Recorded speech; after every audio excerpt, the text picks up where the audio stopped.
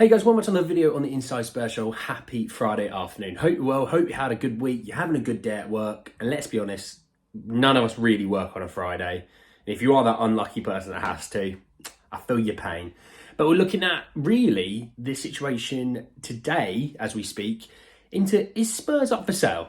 It's a good question. It's a question I think after the ticket prices and concessions issue that we've had earlier this week, it's now a really relevant question. So we're talking about a really good article from a finance expert. We're also looking at Sergio Reguilon's quotes talking kind of poorly of Ange, as well as quotes from Jed Spence talking a little bit better of Ange. And maybe he has a future at Spurs, we'll see. But yeah, let's just want to say, if you're new, subscribe. You're very much welcome to join us for the journey. And give you a heads up, I will be releasing a video in probably a couple of hours after this one goes up, talking transfers, right? So if you're missing transfers or you're not really caring about ownership or our players out and about, don't worry, it's coming. And I will be doing my preview for the Villa game tomorrow, as well as probably uploading more tomorrow as well. And yeah, don't worry, the career mode is coming. I promise it is coming.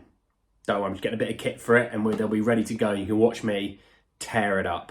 But let's talk anyway. So it came from Team Talk, and the finance expert is Dan Plumley, and he said that football finance expert Dan Plumley is convinced that Daniel Levy is open for business when it comes to the sale of Tottenham in the near future. A recent social media post showed Sheikh Abdullah, the deputy ruler of Al Quwain Emirates, alongside long-serving Spurs chairman Daniel Levy. Again, like I've always said, if I butcher a word or I butcher how it's supposed to be said, please just in the comments. It sounds like this, okay? So tell me what it is, all right? The article goes on, it says, we know that Spurs are probably up for sale. That's nothing earth-shattering in terms of news for sure, but they're a club that has always been on the fringes of maybe there is a big takeover coming. A couple of times, perhaps, Daniel Levy has moved away from deals that we thought were going to get over the line. We know the potential for Spurs linked to the new stadium from a financial perspective. We know they've always been good at managing their finances. They're an attractive club in London, and there are loads of things where you could look at as an investment proposition, and it's no surprise that people will naturally spark rumours and stories around this. So look, we're aware of, about a year ago, sorry, my hair's a mess, shoot me. I came in from the gym and I wanted to talk to you. But we know about a year ago that, you know, the guys that own PSG wanted to make a minority investment into a Premier League club or a club in Europe, and we were one of them because obviously when you look at it, you know, you've got the stadium that pays for itself as much as they say it doesn't. You know, you've got surrounding factors that go into, you know, they've got the NFL, they've got the underground karting track, they've got hotels and things like that. It's a massive old thing. It's one of the probably most profitability-wise, one of the biggest things a UK club could have. But when we think about that, that was only a minority, you know, maybe 5, 10, 15%. We're talking about someone that's going to be taking on, you know, 75, 80. Well, Enic, I think, owns, 87%, something like that. They're looking probably to take on a big chunk, right? So the issue that I think they're going to have, they're going to look at Manchester United's deal, okay? Now, Manchester United were really, I think, up for sale for about 5 billion or something or other. They've also got about 800 million pounds worth of debt or something like that. It's in that realm. So let's call it 6 billion is really what you're going to need for Manchester United. That's before you look at the playing squad that, you know, is overpriced and you'd have to spend loads of money to get rid of players, but then also bring players in that are going to bring you back to what Man United should be. On top of that, you've also got a stadium that is falling apart that needs a huge renovation. I've seen Old Trafford. I've been up and close to it. It needs a massive renovation. You speak to Man United fans, they'll tell you it needs a renovation. Not only that, supposedly Carrington, their training ground, is old and needs a bit of an upgrade as well. So you're talking about something that, you know, not only do you need to work on, you know, buying the club for about 5 billion, you need to then sort out the debt, which is, let's call it another billion.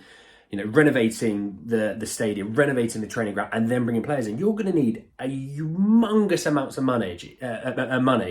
And Ratcliffe, what he's done, you know, yeah, he's done that. He's going to have to try and sort that playing squad out massively to bring expenses down because they can't continue the way they're going. That's why they're basically letting Varane go for free because he's on crazy money per week, and they're thinking we could probably get something similar in terms of productivity for a guy that's going to be a quarter of the price. You know, that's why they look at Todibo, for example, right? When you look at Spurs, yes, Spurs have a large debt, but that is the stadium. And the stadium will cover that debt for you. It'll pay it off for you. So when you're looking at it, you're kind of going, well, then also on top of that, we're a club that makes the third most per game in terms of home games, in terms of revenue. We have the NFL. We have the underground karting track. You have all these concerts that happen at the stadium. The stadium makes you so much money, it's scary. Then on top of that, you have TV deals, merchandise, and European football. All these things make you an absolute juggernaut. And that's what Spurs is a juggernaut. But it's an unused juggernaut. Because NA, let's be honest, whatever you might think about them, they could have done a bit more when in terms of spending, right? And I think that's fair to say. You don't have to be NA in or out. And if you are both or one or the other, they probably could have spent a bit more at times, to say the least.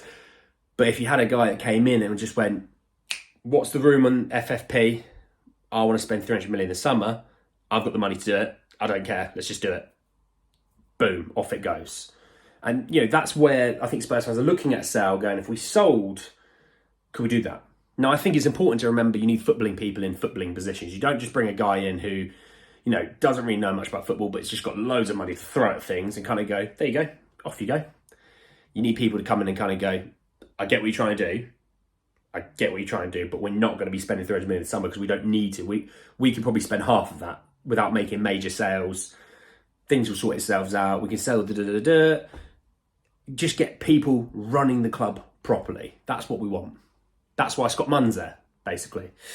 So yeah, a little bit on that. Let's talk Sergio Reguilon. He talked to the Times about his Spurs exit, and he said that I didn't understand and still don't understand the situation. During pre-season, I was very happy, and Postecoglou was happy with me. Also, the staff. I was playing like a normal player all the games. The week before, I went to see him, and you want me at the club, he said. Yes, I have a to-do list, and you are in my squad. It was strange. The next day, I was out of the training, and I didn't know what happened. I know I can play in Spurs, but in many aspects in the football, the player doesn't have control, and I don't want to stay in the stadium watching. I'm 27, I have too much football to live. I don't understand why one day is a yes and next day is a no, but I don't think it's a performance reason. I think it's another reason. This is football. This is a business. And it is performance reason because you can't defend. And our fullbacks are demanded to defend in space. I think a lot of people went, Poro can't defend. Poro can't defend. He's rubbish. Can't defend. Bring Emerson in. Poro, average rating-wise, is the best fullback, right back in the league. He can defend. That's an agenda if you think he can't. Destiny Udogie, bombs up and down, can defend in space. He's defended Salah. He's defended Saka. I have no issues when someone runs at Destiny. I'm not scared about it, Reguilon can't defend in space. I have seen it countless times that he cannot defend in space. Yes, he can get forward. Yes, he's got the energy in the world. Doesn't really have a right foot. That's another issue. But he can't defend in space. There's a reason Manchester United didn't want to keep you on. Malacia hasn't played a game in hundreds of days. They still didn't keep you on. Shaw's missing, 3 months of football? They still don't want to keep you on. There's a reason Man United want to keep you on. And you sitting there going, woo, go Man United. Makes no sense to anyone in world football. Even Man United fans were like, why? You don't play for us anymore. You played 6 months for us. We didn't keep you. We didn't want you to be here. But you're at Brentford. You shouldn't be shouting at Man United. So he's a fool, and he will be getting sold in the summer. But we're going to move on to a guy that maybe doesn't get sold in the summer. And Jed Spence, I want to talk about this. And actually, for a guy who has been labelled with an attitude issue, I really enjoyed this article from The Athletic. And basically, I'll read it to you. It said that I want to play for Tottenham. I want to be a big part of the plan, but we've got to see how things go. Have a discussion with the manager and everyone. It's a big difference with the new manager. I did pre-season with him. He's a good guy. He has good training sessions. He likes to play football. It's a new environment at the club. I think everyone's enjoying it and doing well. I'm pleased for them. I don't think the Tottenham fans know me as a player. They've probably seen me from Forest days, but I haven't played, so they don't know what I'm capable of. The best is yet to come wherever I'll be. I can hit the ground running and show everyone what I'm capable of doing. Now, for a guy who has been told you have an attitude issue, for a guy who has been labelled to fans as a player has an attitude issue, that's a really mature statement. And there's people that will read his statement and go, too little, too late. No, it's not too little, too late. It's actually, hey, okay, maybe it's not bang on time, but it's still good timing. Jed Spence, if we talk physical attributes, could easily be a defender in the Premier League. Easily. Doesn't mean for Spurs, it just means in general. You can't tell me there's 20, let's say 40 right backs in the Premier League that are better than Jed Spence. I'm not having that. I don't think there is. I think there's teams in the Premier League that sit there and look at a Jed Spence and go, even as our backup right back, he's a huge improvement for what we have. The fact that he's homegrown also helps that sort of thing. But he also does suit Spurs' style of play. We want a guy to defend in space. Jed can defend in space. That's not the issue. Sometimes I think, are you technically good enough? Because when we watch Porro and the ball goes into Porro, it's just magic. Boom, off it goes. Boom. Link-up play, one-touch football, loads of energy, bombing into the box, whipping balls into the box. You don't see that from Emerson. That's why Spurs fans have a bit of a gripe with Emerson. Defensively, great. Offensively, offers you next to nothing. With Jed, I think can offer you more offensively, and I think can offer you good defensive stuff. Now, will he be kept on? I don't know. Will Ange kind of go, look, if we move him... To be honest, if Ange went, we move him and move Emerson, I'll buy a right back with that money. I wouldn't hate that. I wouldn't. But if Jed can, do well at Genoa, play well, and Spurs go, we do want him. We can see there's a guy there, we do want him. And maybe that's what they do, I don't know. But for him and his sake and his career, I do hope Genoa goes well for him. I love Jed Spence at Forest. I thought he was fantastic that season. Watched him in the FA Cup, and he was great in the FA Cup as well against quite big teams. So for him, I hope it goes well, but we shall see. But anyway, guys, at the end of the video, I hope you enjoyed. Drop a like on the video if you did.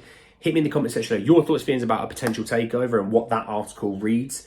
Obviously, the Reguilon quotes and the Jed Spence quotes. I want to know your thoughts, feelings about both of those two as well. Obviously, subscribe to the channel if you're new and hit the bell notification for more. But anyway, guys, at the end of the video, I'll see you all very, very soon. Take care, guys.